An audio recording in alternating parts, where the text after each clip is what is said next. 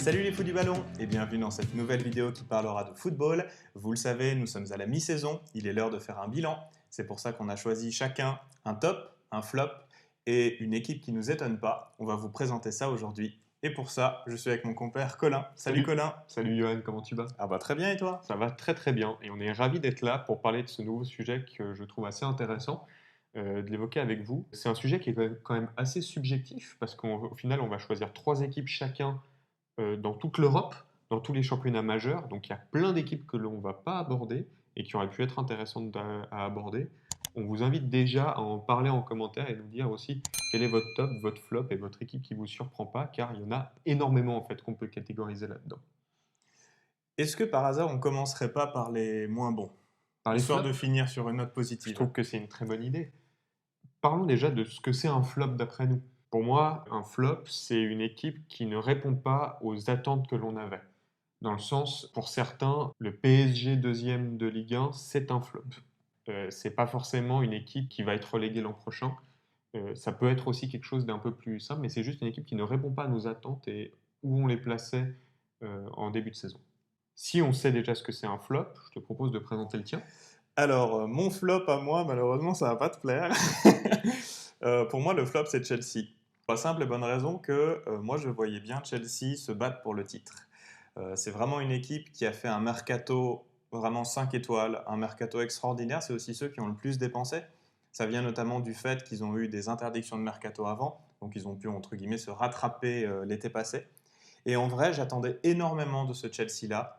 Pour moi, ça, surtout avec la blessure de Van Dijk à Liverpool, le fait que les grosses équipes sont un peu moins époustouflantes, bah pour moi, Chelsea avait tout ce qu'il fallait pour vraiment venir jouer le titre. Et malheureusement, bah, quand tu compares les attentes et que tu regardes le jeu, malheureusement, je suis très déçu de Chelsea. Même si j'adore Frank Lampard, eh ben, il n'est pas capable de vraiment faire jouer cette équipe, il n'est pas capable de convertir tout le potentiel de cette équipe-là. Il y a une dépendance qui est beaucoup trop importante par rapport à Ziyech.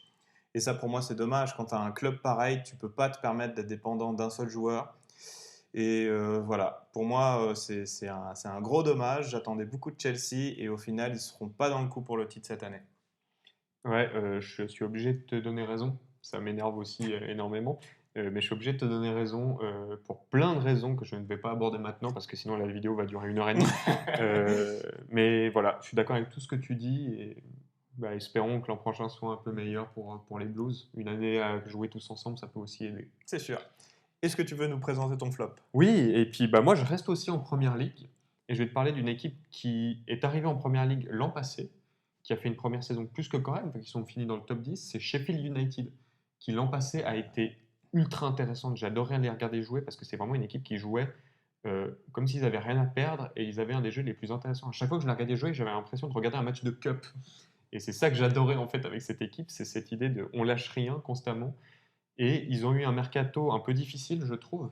Ils ont notamment perdu Dean Anderson, qui est redevenu numéro 2, gardien numéro 2 à United. Je ne comprends pas comment ça se fait qu'ils n'aient pas pu le garder une année de plus en prêt. Mais voilà, ils ont perdu quelques joueurs, mais ils ont aussi fait quelques achats intéressants. Ryan Brewster, le jeune de Liverpool que j'aime bien, mais qui pour l'instant ne convainc pas. Et c'est peu de le dire qu'il ne convainc pas, parce que l'équipe entière ne convainc pas. Au moment où on enregistre la vidéo, c'est 17 matchs joués, 2 matchs nuls, 15 défaites. Si ça, c'est pas un flop, je sais pas ce que c'est. Alors, je les imaginais pas autant bons que l'an passé, mais je les imaginais quand même pas beaux derniers avec 0 victoire à la mi-championnat. C'est très dur pour eux, ils y arrivent pas, le jeu qu'ils produisent est désastreux. Voilà, je sais pas quoi dire de plus, ils vont malheureusement sûrement se faire reléguer, et c'est triste pour cette équipe qui m'a tant vendu, peut-être pas du rêve, mais qui m'a tant excité l'an passé. Oui, je suis d'accord avec toi. Surtout que l'année passée, Sheffield, c'était l'équipe un petit peu à risque. C'était l'équipe à pas rencontrer parce que ça avait tout du match piège. C'était l'équipe qui était capable d'aller titiller un petit peu le top 6 pour jouer, pourquoi pas, la Ligue Europa. Et c'est vrai que cette année, il s'écroule. Ouais. C'est dommage. Est-ce qu'on enchaîne avec l'équipe qui ne nous surprend pas? Oui, le pas de surprise, moi ça me va très bien. Je te laisse commencer. À Oui, nouveau. alors commençons par présenter un petit peu ce que c'est le pas de surprise. Pour nous, c'est une équipe, bah, tu l'as dit avant, un flop, c'est une équipe qui ne correspond pas aux attentes. Et bah, un pas de surprise, c'est l'équipe qui correspond parfaitement aux attentes. Et alors moi, j'ai choisi Rennes. Rennes, qui est une très belle équipe, vraiment l'année passée, ils ont fait une super saison avec des joueurs au top. On parle notamment de Kamavinga, qui reste un très jeune joueur. On parlait de lui au Real, mais bah, malheureusement, c'est un petit peu la super saison pour Rennes et c'était difficile de savoir s'ils allaient concrétiser. En plus, il y avait la Ligue des Champions en plus. Ils sont tombés sur un groupe qui n'est pas très facile. Ils avaient Krasnodar, Chelsea et Séville, et au final, ils se sont écroulés. Faut le Et dire. c'est dommage parce que j'aime beaucoup Rennes. C'est vraiment une équipe qui a du jeu, qui tente d'amener quelque chose et qui amène un petit peu de renouveau dans cette Ligue 1. Mais malheureusement, le fait d'avoir cette compétition en plus et d'avoir des cadres qui sont plus autant au top, bah, ils sont un peu moins bons cette saison. Là, ils arrivent à limiter la casse. Ils sont quatrième en Ligue 1, si je dis pas de bêtises. Donc voilà, on va dire que c'est limité, mais ils sont moins bons que l'année passée. Et personnellement, je m'y attendais. Oui, je suis assez d'accord avec toi. Alors, je les imaginais peut-être pas autant bas, même si là, ils reviennent bien. On voit qu'ils manquent de régularité, et c'est aussi parce qu'ils n'ont pas assez peut-être d'effectifs, de profondeur d'effectifs pour être bons constamment. Et je suis assez d'accord avec toi, et finalement, par rapport aussi au gain qualitatif de la Ligue 1, je trouve, cette année, ça se tient. Du coup, est-ce que tu veux présenter ton pas de surprise? Oui, alors moi, je suis allé dans un club beaucoup plus huppé. Je suis allé voir du côté de la Serie A et de la Juventus. La Juve qui est donc quatrième au moment où on parle, qui a battu il n'y a pas si longtemps le Milan AC, pour revenir quand même un petit peu. Mais voilà, c'est une équipe que je ne voyais pas leader à ce moment de la saison, que je ne vois pas leader à la fin de la saison non plus. Euh, c'est une équipe qui, pour plusieurs raisons, est moins bonne que l'an passé. La première raison, c'est quand même Ronaldo qui a une année de plus, faut pas l'oublier, même s'il est toujours extraordinaire, il a une année de plus, c'est plus compliqué pour lui de tirer l'équipe vers le haut. Ils ont un coach rookie. Pirlo, sa carrière d'entraîneur, c'était un mois avec l'équipe des jeunes de la Juve avant qu'il soit head coach de l'équipe première. C'est trop peu, c'est beaucoup trop peu. En plus, avec un club qui a tant d'attentes. Déjà que je trouvais que Lampard ou Arteta, c'était limite, mais alors là, c'est le level au-dessus. Et voilà, je trouve qu'ils se débrouillent pas si mal, mais bah, pour viser le titre, c'est compliqué. Et ça se voit aussi au niveau de l'utilisation d'un Dybala, par exemple. Parce que Sarri, même s'il était critiqué, il a réussi à remettre Dybala au top niveau. Qu'est-ce qu'il était fort, Dybala. Tu me piques mes répliques, hein. J'adore Dybala, personnellement. Et Sarri savait le faire jouer à tel point qu'on se demandait quel était le meilleur joueur de l'effectif de la Juve, Ronaldo ou Dybala. Et aujourd'hui, Dybala est retourné un peu dans l'oubli parce que Pirlo ne sait pas l'utiliser. Et Dybala, d'après moi, c'est un joueur un peu à la Müller, qui doit être mis dans un système qui lui correspond pour briller. Et aujourd'hui, Dybala, bah, ce n'est pas le cas à la Juve, car Pirlo ne sait pas le gérer. Donc ça, c'est un élément. Un autre élément, c'est aussi un mercato low cost, et que j'ai trouvé un peu décevant, même si Morata, c'est un pari intéressant.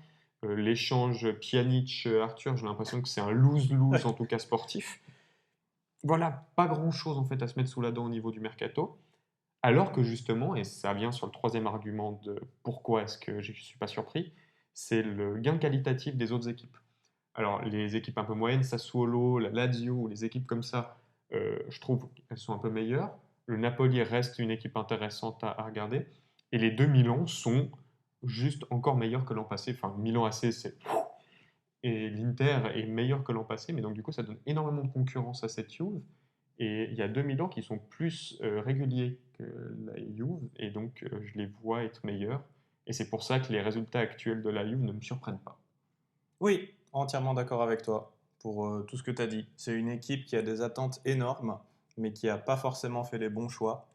Bah, tu l'as dit, pour moi, l'exemple typique, c'est Pirlo, qui est un entraîneur beaucoup trop jeune et qui n'a pas les reins assez solides. J'imagine bien Pirlo qui va parler à Ronaldo dans le vestiaire.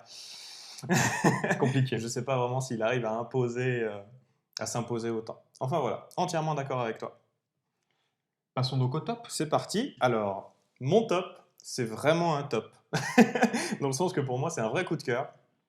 J'ai choisi de prendre une équipe de Ligue 1.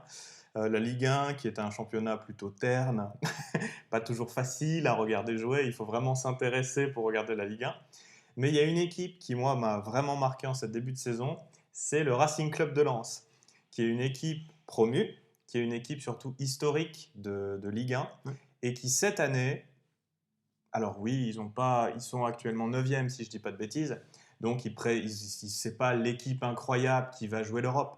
Mais j'ai beaucoup aimé leur fond de jeu et ce qu'ils apportent. En fait, c'est vraiment une équipe très jeune, je crois qu'ils ont une moyenne d'âge de moins de 25 ans, Et en plus, bah en fait, ils jouent les matchs crânement. Ils font en sorte de toujours produire du jeu. S'ils perdent, tant mieux. Non, s'ils perdent, tant pis. S'ils gagnent, tant mieux. C'est vraiment une équipe qui est agréable à voir jouer. Et quand tu vois cette Ligue 1 qui est si défensive, si rugueuse, et que d'un coup, tu as une équipe qui arrive et qui se prend pas la tête et qui est vraiment capable d'apporter du jeu, oh là là, qu'est-ce que ça fait du bien. Et ça s'est vu notamment dans certaines perfs qu'ils ont fait. Ils ont battu Monaco 3-0, ils ont battu Rennes 2-0 et ils ont battu Paris 1-0. Et en vrai, gros coup de cœur pour Lens. Avant de te laisser parler, j'aimerais juste parler d'un match qui m'a marqué. C'était Lens-Reims, Ouais. qui a fini à 4-4. Bordel, 4-4 en Ligue 1, qu'est-ce que c'est rare. C'était un match assez fou avec quelques bourdes, mais ça, on va pas trop en parler. Et ce qui m'avait marqué, c'est que Reims gagnait 4-2 à la 90e minute. Et à la fin, Lens, ils ont poussé comme des fous et ils ont réussi à revenir à 4-4. C'était vraiment un beau match, même si c'est deux équipes que je ne suis pas spécialement. C'était juste un gros kiff de voir ce match-là. Du coup, ouais, pour moi, Lens, c'est vraiment un gros top cette saison. Je comprends et je partage ton avis. Je trouve aussi qu'ils ont certaines ressemblances avec le Sheffield de l'an passé, dans cette idée de on donne tout et puis on regardera le résultat après, mais au moins, même si on perd, on n'a pas de regrets. Et résultat, bah, c'est une équipe qui est assez intéressante à regarder jouer et c'est une équipe qui gagne. Enfin, qui gagne, qui est au milieu de championnat, mais pour une équipe qui. En fait, Lens, ils ont le défaut de leur qualité. C'est comme ils vont très souvent vers l'avant, bah, ça Ils sont laisse contrés. des énormes trous derrière. Ils ont perdu par exemple 4-0 dans le derby face à Lille. Ça montre qu'il y a quand même certaines faiblesses dans cette équipe. Oui, après, c'est pas une équipe qui vise le titre. Oui, c'est clair. Alors moi, je suis parti dans une équipe qui a été promue justement en Bundesliga, qui, comme Sheffield, a fait une première saison vraiment intéressante. Ils ont fini 11e l'an passé. Donc je parle de l'Union Berlin, deuxième club de Berlin. Enfin deuxième, je ne suis pas sûr. Ces 2 dernières saisons, c'est le premier club de Berlin. C'est une équipe que j'aime regarder jouer parce que c'est aussi une équipe qui joue crânement sa chance, qui a des super résultats aussi face aux gros. Ils ont battu Leipzig, ils ont battu Dortmund et ils ont tenu en échec le Bayern. Juste ça, tu poses ton CV. Jamais j'aurais cru que l'Union Berlin, en plus tu vas regarder leur effectif, tu connais personne, à part Karius, qui est le gardien remplaçant, tu connais personne dans leur effectif, et ils sont là, et ils sont en train de jouer l'Europe pour leur deuxième saison dans l'élite.